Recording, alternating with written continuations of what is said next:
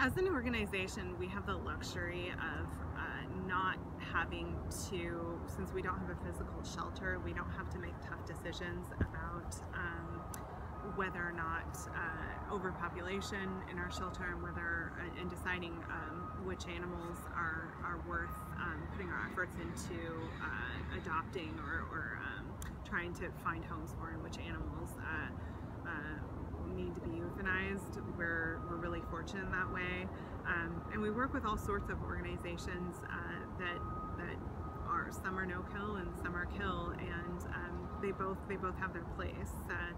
The reality is that there's too many dogs and not enough homes to send them to. At the same time, hard to place, more and more we're finding hard to place dogs, or dogs that have particular issues, and we as an organization certainly don't think that they're not worth trying to help and trying to home.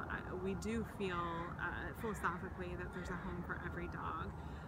That's not to say that we don't support shelters who have to make tough decisions sometimes because of space restrictions, or because of financial restrictions, and you know, a lot of those, I don't think any animal rescue organization wants to euthanize healthy animals. You know, barring animals who are terribly psychologically ill or physically ill, and would be, you know, better off not being placed because they're you know, not well and don't have a good chance of becoming well.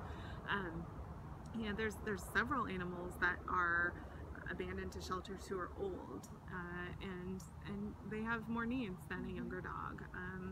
And it would, I think, if for a shelter who's dealing with capacity issues, obviously the younger, healthier animals are easier to place, but we as an organization don't believe that should necessarily result in a death sentence for an older dog, or a dog who's struggling to adjust to a difficult shelter environment, which is true for a lot of animals. We believe that every animal, every dog deserves a home, every dog deserves a second chance, every dog is worth fighting for, but we also support shelters who have to make tough decisions. And we understand that the reality is that there's more dogs than homes to send them to. We do tend to cater to the dogs that are a little harder to place, just because a lot of times when it comes to euthanasia, the first dogs on the list are pit bull type dogs, and we do feel like that's why our organization exists.